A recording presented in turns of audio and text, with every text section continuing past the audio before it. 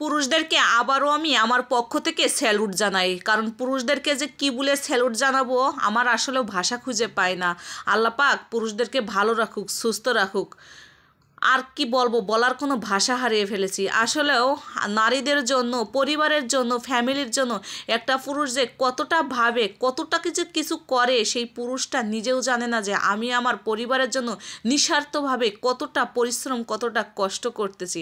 আর পুরুষদেরকে, পুরুষের টাকা পয়সা খেয়ে নিজের সিদ্ধি উসুল করে পুরুষদেরকে ঢিল মারে, লাথি মেরে ফেলে দেয়। আসলে বাচ্চারা কিন্তু মার কাছ থেকেই শেখে যে আমার মা কোন ফিলে চলতেছে, কিভাবে চলতেছে, আমার বাবাকে কতটা সম্মান করতেছে, মুরব্বীদেরকে কতটা সম্মান করতেছে।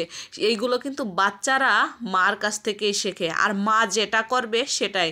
আরে নারী, তুমি ধৈর্য ধরো। তুমি যেটা তোমার শ্বশুর শাশুড়ি স্বামীর সঙ্গে করতেছো না, ঠিক সেম কাজটাই তোমার ছেলে মেয়েও তোমার সঙ্গে করবে। কারণ আজকের নারী তুমি কালকের শাশুড়ি, এটা মনে রাখো। দিন শেষে রাত আসেই, কখনো সূর্য উদয় হয় না। যাই হোক, আজকে আমি প্রবাসী ভাইয়ের একটা নিউজ দেখলাম, আমার নিজের চোখের পানিগুলো ধরে রাখতে পারলাম না।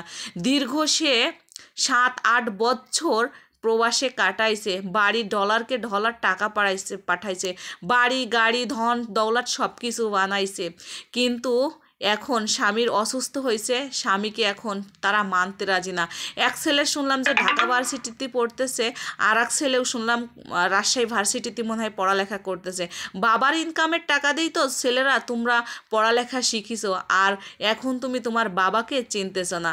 মামা বাড়িতে থেকেই মানুষ হয়েছে, কিন্তু শুনলাম যে তেনার ওয়াইফ নাকি সবসময় বলতো, হ্যাঁ তোমার টাকা পয়সা বাড়ি গাড়ি সব কিছুই আছে, তুমি টেনশন করো না, তুমি বাংলাদেশে এসে সব কিছুই পাবা। শুনলাম প্রবাসী ভাইটা নাকি অনেকটা মানসিকভাবে অসুস্থ, তেনার প্রেশার বেড়ে গেছে, হৃদরোগের সমস্যা, হার্টের সমস্যা। ওই দেশে হঠাৎ করে অসুস্থ হয়ে যাওয়ার পরে ওই দেশের কোম্পানি নাকি ওনাকে হসপিটালে রাখছিল, রাখার পরে নাকি উনি 1 মাস হসপিটালে থাকার পরে উনি সুস্থ হয়নি, বাসায় ওনাকে সেই বাসায় পাঠাই দিয়েছে। প্রবাসী ছিল সৌদি আরবের। যাই হোক, পাশে বন্ধুরা যারা আছে সবাই চিকিৎসা করছে, তারপরেও উনি ভালো হয়নি। বলল যে তুমি এত বছর ধরে বাংলাদেশে তোমার পরিবার আছে, তুমি বাংলাদেশে চলে যাও। ওনাকে ওই দেশের সবাই চাঁদাতে টাকা উঠায়ে ওনাকে বাংলাদেশে পাঠাই দিয়েছে।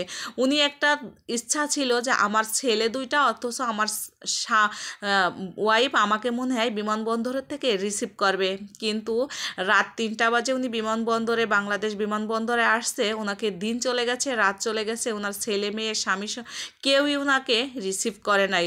দুঃখের যন্ত্রণায় ওখানে যারা ছিল তাদেরকে কাছে হেল্প চাইছে, এবং ওনার পরিবারের কাছে, ওনার ছেলে 2টার কাছে তেনরা যোগাযোগ করার চিন্তা ভাবনা করছে এবং যোগাযোগ করার চেষ্টা করছে। তারা তার বাবাকে স্বীকৃতি দেয়নি এবং তার বাবার পরিচয় দেয়নি, এবং মানে অনেক কিছু। আমি অল্প একটু নিউজ শুনলাম, আসলে আমার এই কথাগুলো আমি নিজের চোখের পানি ধরে রাখতাম। ভাই, আমি তো বলতেছি এরকমের, যখন প্রবাসী ভাইটা চোখের পানিগুলো ছেড়ে দিয়ে বলল, তিনি একটা কথাই বলতেছে, আমার শাশুড়ি তো মুরব্বি হয়ে গেছে, আমার শাশুড়ির জন্য আজকে আমার সংসারটা ভেঙে চুরে তছনছ হয়ে যাচ্ছে।